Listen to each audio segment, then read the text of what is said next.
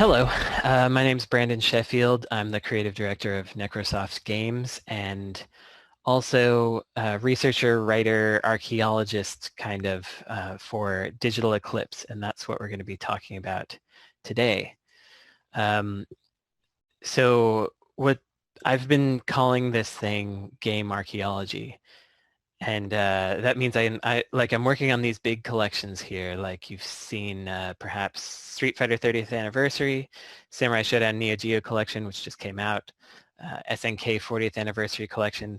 These are all collections by Digital Eclipse of several games from, within a certain framework. So SNK 40th Anniversary is all SNK's games pre-Neo Geo, and we put this together kind of like a digital museum where you see all the steps along the way for them getting from their early days to their popular days with the necessary context. And in the case of Street Fighter, for example, we've got 12 games in that collection, but we try to contextualize them in their time period, how they advanced, and do all of this in this sort of digital museum presentation with a mind toward preservation. So what do? I interview developers, take video, and look for lost games and information. Then the whole team collects scans and other material and makes sure the games run well and puts them all together into this full package of games, museum, and context. So archaeological tactics, I've been calling this game archaeology. It's kind of a weird term considering like I'm not going to a dig site or something, but I am digging into the past in a way, so it's almost appropriate. These tactics vary depending on what kind of access you're given by the company that has hired you.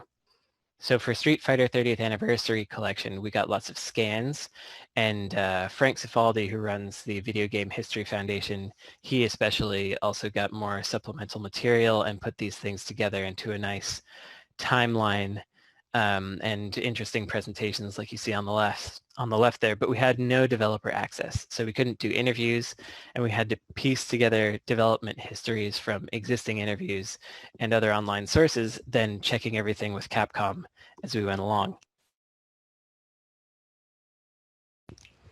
But archaeology isn't limited to just talking to developers, of course. So since we couldn't do that, we had to kind of get more creative and dig into the game archives. So as I mentioned, there are 12 games on this collection, but there was one variant that I really wanted to get in there.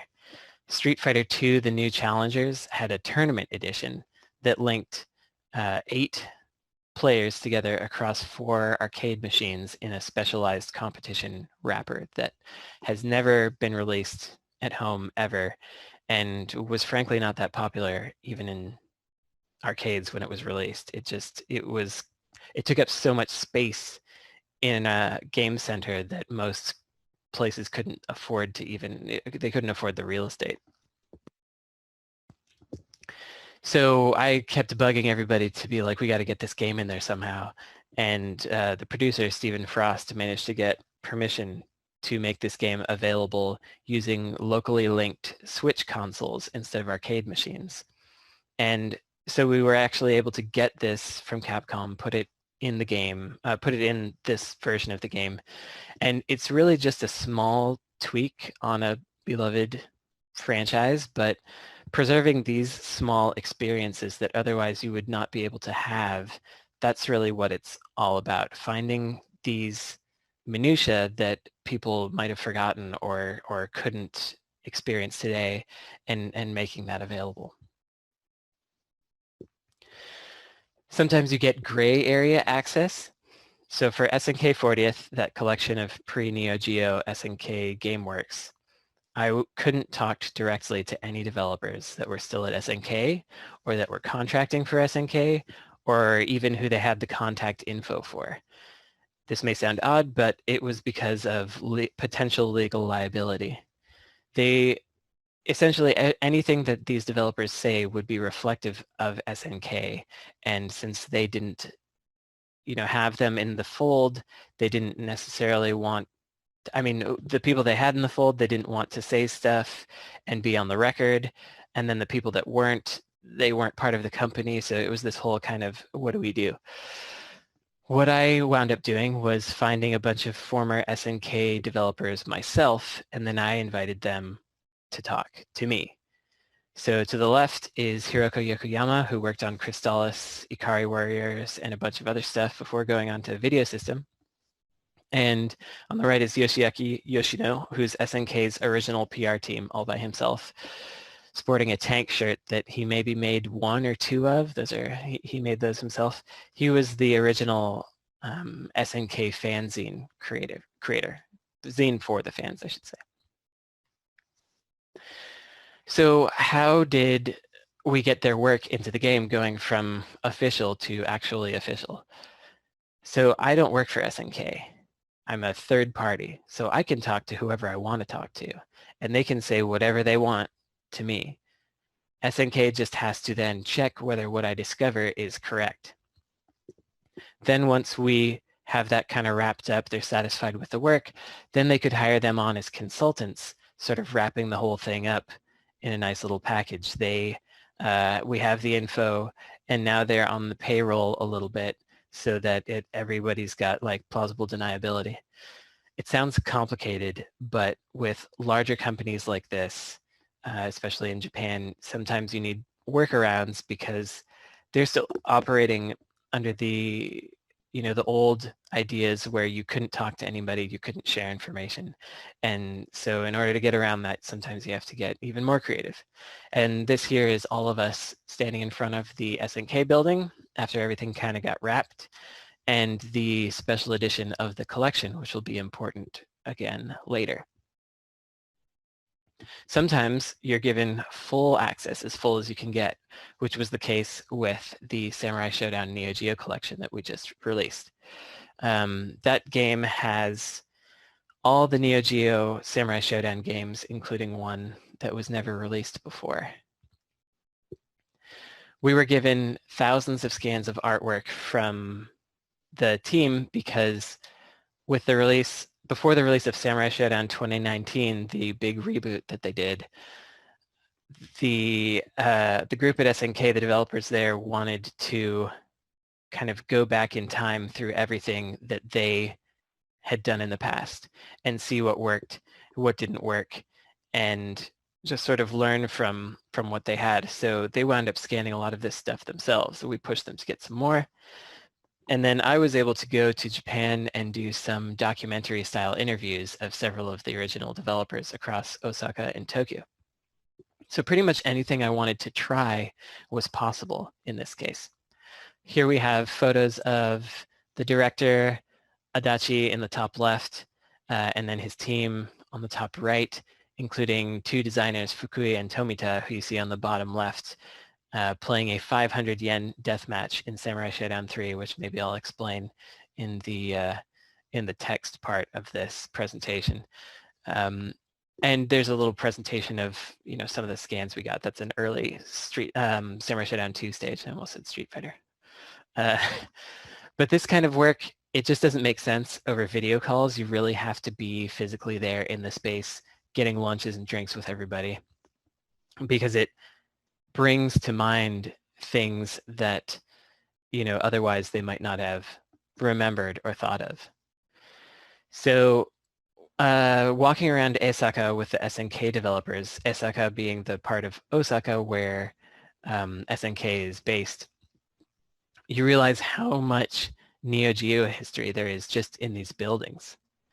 Like the photo on the right there, that's on top of the bridge from King of Fighters 98, the bridge that is in that Osaka stage. And we just use that for B-roll. I'll give a more concrete example. There's a game called ASO, which was one of SNK's big pre-Neo Geo games. It was a shooting game. And their first office had a rice paddy next to it. And the developers would pass by this rice paddy every day, and they would see these kabuto shrimp. They're like little armored ovals that have a tail coming out of them. And those were the inspiration for a ship in ASO, a boss, I think. And this is that building. And when I first saw this building, it was on a whim of some of the developers that I had gone to an izakaya with. We had some drinks, and then they were like, yeah, you want to see where we used to work? Because it's right around here. So we walked over there. It was nighttime. And, they were talking about this that they worked on ASO in this building. So I remembered, yeah, there were those shrimp, right? I heard there was this rumor that there were shrimp that inspired you to make this ship. Where was that? Where did that all take place? Where was that rice paddy? And they're like, oh, that's right where you're standing in the what is now a parking lot. And it sounds really silly because it's just a really minor detail in an older game, but it feels it's kind of powerful to physically be in the place where all of this stuff happened, where you can you're standing with the developers who made these decisions and had these thoughts, and you can go through what they were thinking and what they were feeling under pressure to deliver something. They're like, oh, I remember those stupid shrimp that we pass by every day. And obviously 20 something years later, it's all paved. There's no kind of rice paddies and stuff, but I don't know, it makes me really feel like I'm an archaeologist finding out about these things that otherwise people wouldn't have known. Like down the street, there used to be a vending machine that was the last one in the whole area, like not just Osaka, but I think the whole prefecture, where uh, you could get this old drink that some of the people on the team still liked. So there would be like a queue in front of this vending machine in the morning to see who could get this drink that was only sold in this one vending machine for many miles. I don't know. It's stupid stuff, but I love it. So how do you get from no access to full access? You do that by building trust and respect. Again, it was really important that I actually went there to SNK. I met their big boss, went out for drinks with developers and things like that because the rapport builds over time. When I go, I plan at least 3 days of interviews because things that folks have forgotten might be remembered the next day. It might jog their memory. And those after hours beers and things are incredibly important to finding out things that people are maybe not supposed to tell you. And then when they tell it to you, you have to figure out, okay, is there a way for me to get this into the collection without causing anybody any trouble? But people trust you if you do good work and if you represent them well, and that gets you even further next time. So as an example of this, I wanted documents, like the original versions of the scans that we got for developers to kind of rifle through in their interviews, in their on-screen interviews. And I knew that at the SNK office, there were documents in this climate-controlled room. This is where they were all held, along with like packages and old cartridges and just a bunch of stuff. But my main contact at SNK is like, there's no way you're getting in there because the guy who's in charge of it, he's really, he's a stickler for things. He doesn't let people in there. I've never been in there, he says, as somebody who works in that office every day. But I was like, just send him an email, tell him that Brandon is here all the way from California and would just like to meet him. And so he's like, he's probably not going to work. He like, it doesn't matter what your name is. He doesn't know a lot of Western people. He doesn't remember Western names and stuff. I was like, just try. So he tries, and the guy's like, oh, Brandon, sure, I'll come on down. So he comes down, and we shake hands, and he's like, how you doing? You want to come up and see what we got? And I'm like, yes, please.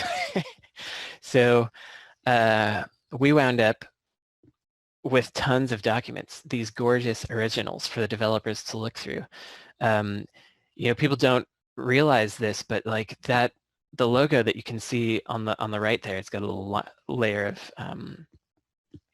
like tissue paper over it. But those logos, which I assumed were done with a computer, because they look like vector graphics, those were all done by hand and hand-drawn, hand-colored. I'm sure they use tools and stuff to assist them, but the Samurai Showdown image that's being held above it, that's an oil painting. This stuff is just like, they should do an art show with it. It's amazing to look at.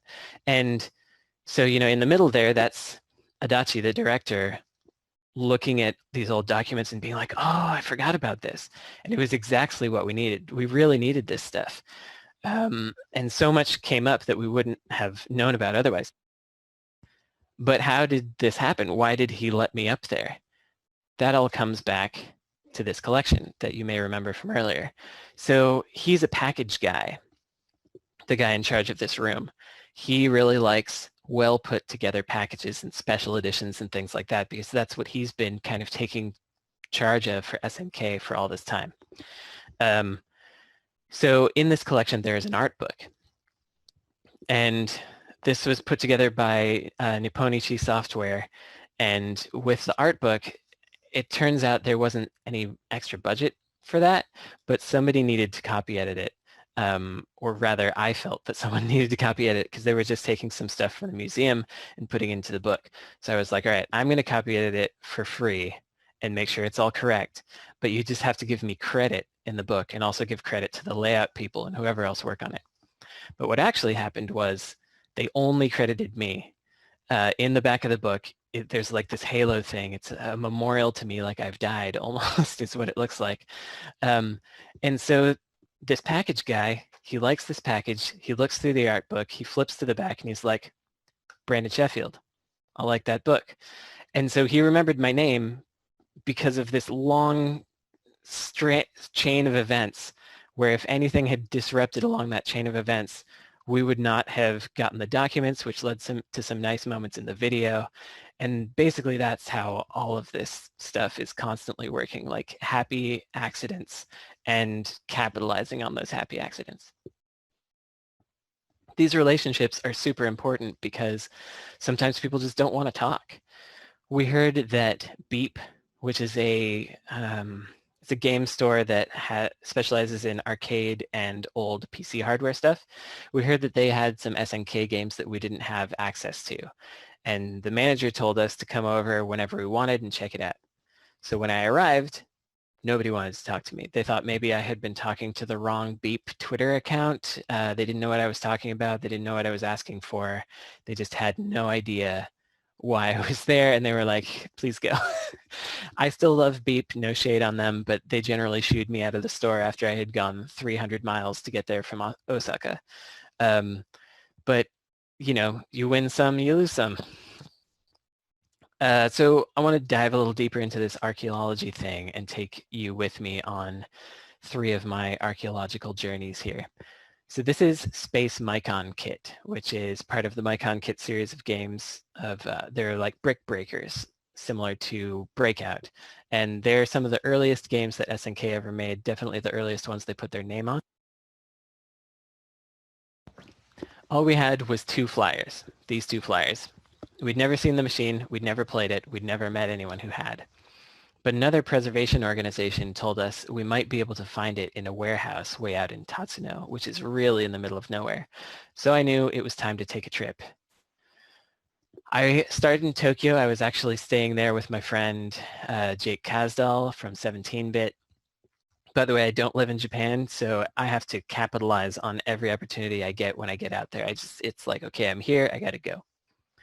So I started in Kyoto and had to take a local train, a bullet train, and a charter bus to get to this place. You can see my general route here. Tatsuno is very far away, very small. There's actually a bigger Tatsuno that everyone assumed I was trying to go to when I would ask questions. You can also see I've circled Tokyo on the right there. That's how far it is away from that as well. It's far. So first, 2 trains to Nagoya. Missed my bus by 5 minutes. Had to wait an hour and a half. Didn't have time to go to the book off. Really disappointing. Got on the bus and rode for hours across some real countryside Japan, and I saw this incredibly spooky rundown school that you see on the right. It's like straight out of a horror film. It was amazing. Made a quick stop at the bus-mandated souvenir location, and then I arrived in Tatsuno, population 10,000, which for Japan is incredibly small.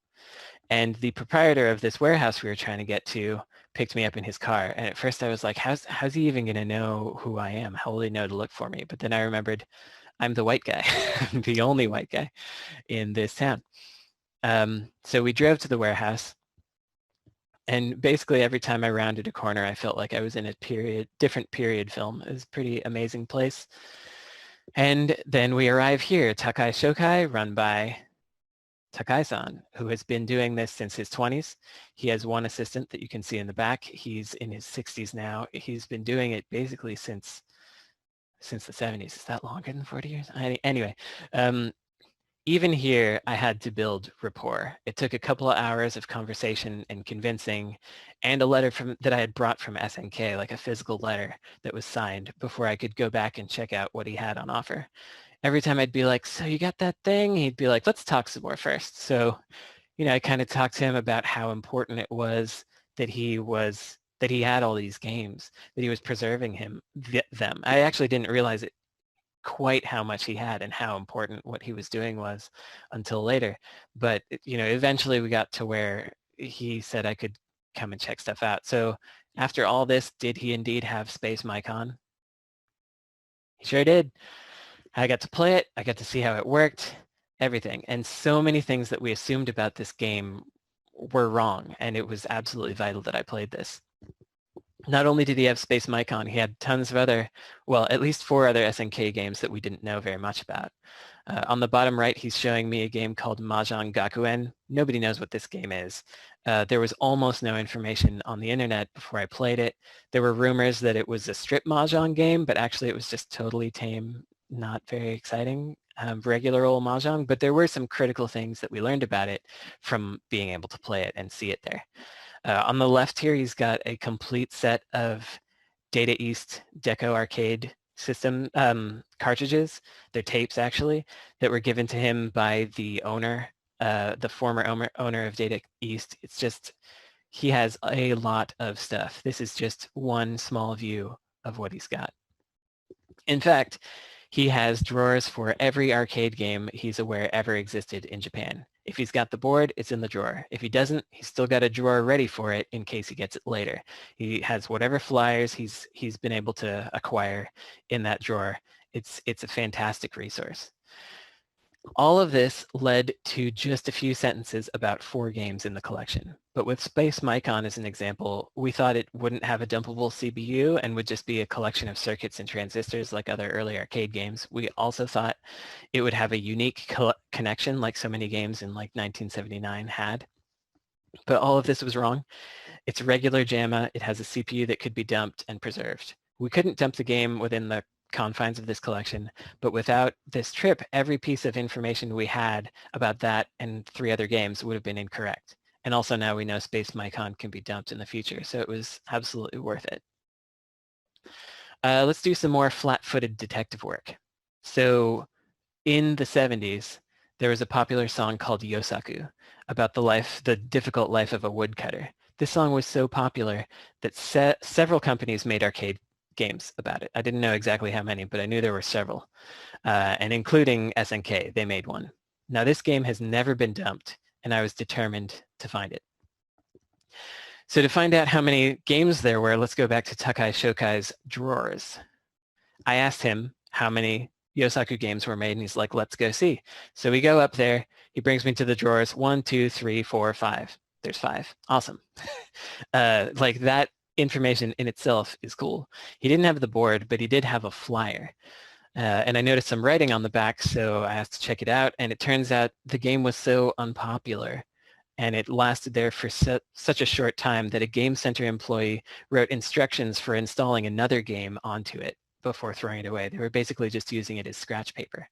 And after he tossed it, Takai-san salvaged it. And it turns out actually that's how he got a lot of his flyers. He would just get whatever they were throwing away and just keep it. It was super important that he had that foresight 40-something years ago. Later, I'm in Osaka in an area called Shinsekai with my friend Diamond Fight. And Diamond says, hey, you want to check out this arcade that's only open twice per month? And obviously, that is exactly what I want to do. So we go to Kinako, which I did not get a good front picture of, sorry. It's a mostly Western-oriented vintage game arcade. Which wasn't that exciting to me, but since they have so many older games, I thought they might know about Yosaku, so I asked. And they're like, oh, the wood chopping game? That's promising. he's like, sure, 2 months ago I saw it down at Zadigani, but I think it's gone now. So this is exciting because Zadigani is an arcade that is in walking distance in Shinsekai, and so we went there. There's no Yosaku inside, unfortunately, but we predicted that. But the real unfortunate thing is it's an unstaffed arcade, so there's nobody to even ask about this. Diamond and I walked to all the other arcades in the area and asked about it, and by the time a shady dude in a smoke-filled strip mahjong-themed den said, listen, buddy, we don't all talk to each other, I realized I'd kind of hit a wall and should maybe just leave it alone for a little bit. I asked Diamond to check up on the place and see whether he could find a staff member since he lives in Osaka, but he never found one. Later, back home, I managed to find someone on Twitter who was documenting or trying to document every game that came through Zadigani. So I got in touch with them and found out that unfortunately it was never SNK's Yosaku at all. It was the one by Wing. And the fact is they're all about chopping wood, so it's no wonder the guy in the first arcade got confused anyway. So there's no way to play Yosaku that we know of. You can play a pirate knockoff, which is on the Epoch Cassette Vision, or you can play an official SNK remake, which is incredibly hidden in this wild way where if you take the Neo Geo Pocket color game King of Fighters Battle to Paradise and put it into a black and white Neo Geo Pocket, it will launch a hidden remake of Yosaku, which is bizarre, but there it is. Takai-san does not believe there's a single board left in Japan, but then that screenshot that I have in the upper left, that is taken from a YouTube video. Somebody owns this thing, and they won't tell me who they are or what it is, how they have it. So unfortunately, this is where the trail ends for me because SNK 40th is out, and without official backing, I can't get permission to get these games, but maybe someone else can follow my trail and find it.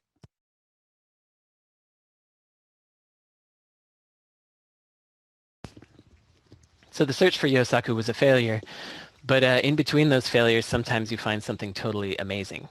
This is Koji Takaya, the director of Samurai Shodown 5 and 6, as well as Arcana Heart and a bunch of other big fighting games. I got to interview him during the making of the Samurai Shodown collection. And while we were talking, my friend from SNK and I got a notion to ask about Akaspi. That was the nickname given this mysterious version of Samurai Shodown 5 that had a red logo. And what I'm showing here is a website that was dedicated to figuring out what this was because it was basically legendary for 15 plus years. It was on location test for only a few hours and almost nothing was known about it. And there were only these 6 shaky screenshots. So we asked Takai-san, what is this thing? Have you heard of this thing? And he looked kind of shifty, but we pressed. I have an SNK person by my side who's saying it's okay. And so we start talking about it. Turns out it was Samurai Shodown 5 Kanzenban, or Perfect Edition, a complete but unreleased Samurai Shodown game, which had been pulled after those few hours of location test. The short version of the story is SNK USA commissioned it without permission from Japan, and Japan was going through all these company shifts right then between Aruze and Playmore and trying to get back to SNK again. Anyway, we asked if he had it, and weeks later, we get this. Turns out one of Takaya's coworkers had it on an old dusty hard drive. This is him playing it to confirm that it is indeed the final ROM. You can see the red logo there, which is why it was called Akaspi, Red Samurai Spirits.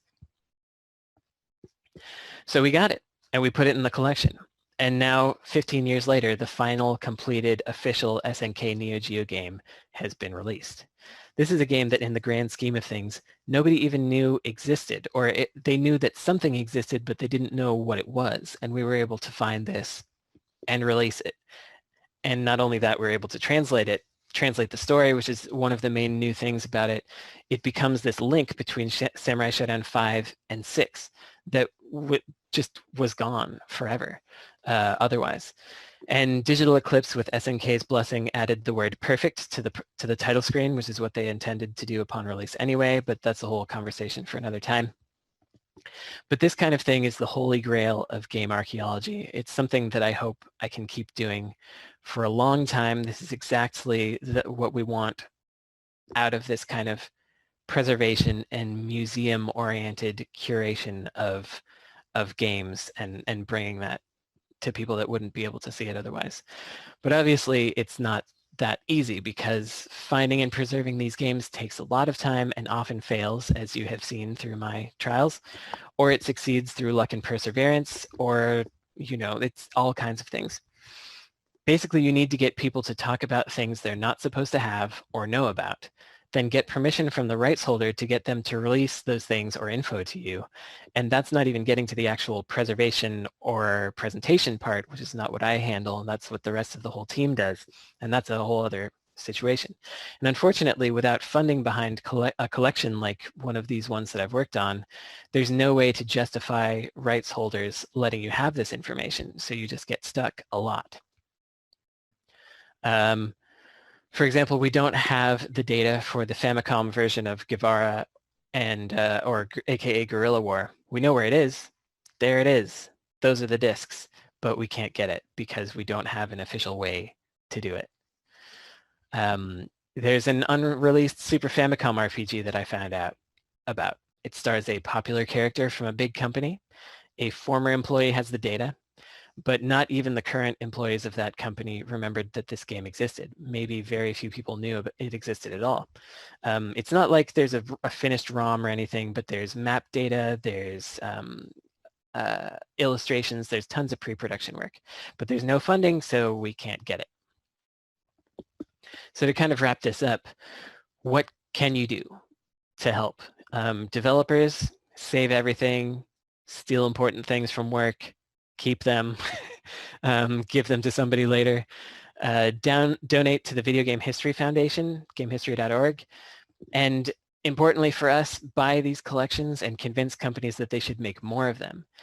I really hope that Digital Eclipse can keep bringing these games to light for years to come. And the only way that that will happen is if these games do well and if we can make more of them. And if like pressure Konami to be like, let Brandon and Digital Eclipse make a Hudson collection. I want to make that. Tell SNK you want a Neo Geo Pocket collection. I want to make that. So that's what would help the most. And if you want to check out more stuff from me, we just had a game called Gunsport, which just came out on Stadia if you want to check that out. My podcast, Insert Credit, if you want to hear more stories like these, and it's also with Tim Rogers and Frank Cifaldi. You can talk to me on our forums, follow me on Twitter, and that's it. Thanks very much.